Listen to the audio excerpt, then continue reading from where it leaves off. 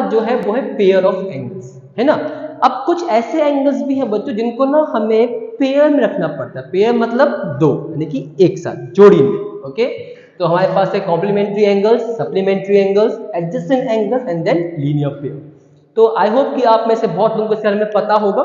नहीं पता है कोई बात नहीं, मैं हूं यहाँ पे।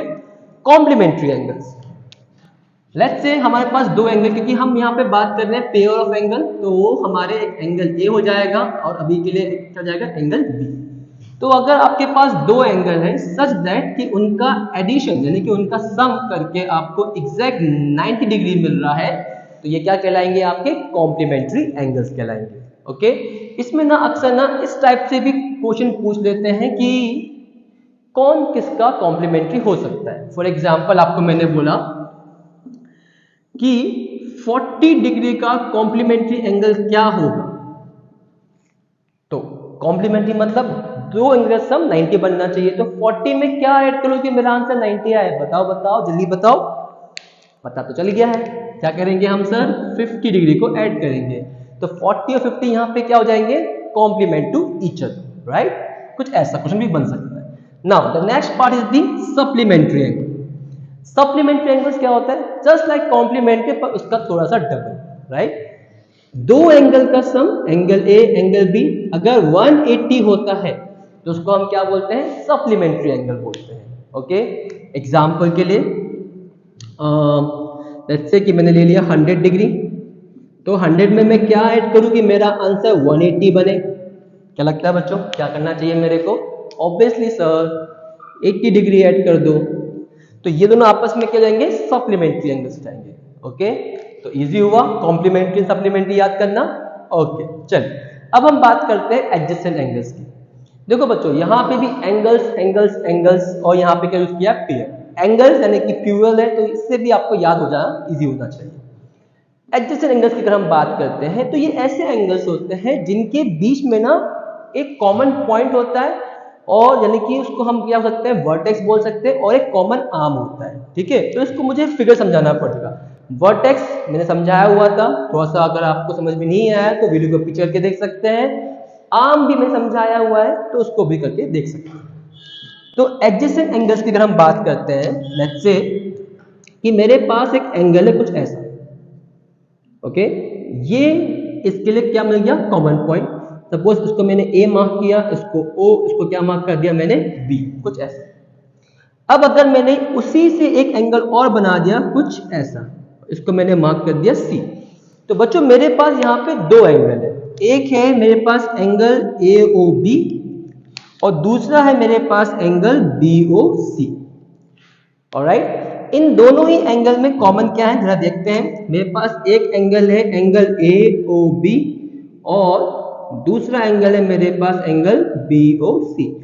तो देखो, आप एंगल को कैसे भी नाम दे सकते हैं, बट कोशिश कीजिएगा कि आप अल्फाबेटिकल ऑर्डर को फॉलो कर पाए। ऑलराइट, तो ए ओ बी और बी ओ सी में कॉमन पॉइंट क्या है सर, इन दोनों के पास कॉमन वर्टेक्स है विच इज ओ हियर, और दोनों के पास एक कॉमन आर्म है which is O B here. तो कॉमन क्या है, common vertex O, and the same time O B, इन दोनों का क्या है बच्चा, कॉमन आर्म है। क्या है इनका, कॉमन आर्म। तो ऐसे दो एंगल जिनके बीच में एक कॉमन वर्टेक्स हो और एक कॉमन आर्म हो, तो उनको हम क्या बोलते हैं, एडजेसेंट एंगल्स बोलते हैं, यानी कि लगे लगे। ओके, चलो आगे बढ़ते हैं। लीनियर पेयर, ये मेरा ना one of the favourite topics में से एक है, लीनियर पेयर। लीनियर पेयर मतलब दो एंगल का सम करना पड़ेगा और वो लीनियर है। लीनियर से ना कुछ याद आता है, लाइन, लाइन सेगमेंट, कुछ ऐसा। तो लीनियर पेयर को समझने के लिए आपको करना क्या पड़ेगा, चलिए देखते हैं। तो सबसे पहले आपने एक लाइन बना ली, आप चाहे तो लाइन यूज कर सकते हैं या फिर लाइन सेगमेंट भी यूज कर सकते हैं, इन दो में से आप कुछ भी यूज कर सकते हैं। ओके, तो इसको पहले तो मार्किंग दे दो कि क्या नाम दे दें। लेट्स से इसको हमने x मार्क दिया, इसको क्या मार्क दे दिया हमने, y मार्क कर दिया। अब हमने यहाँ पे एक पॉइंट ले लिया, उसको नाम दिया हमने O, कुछ इस तरीके से।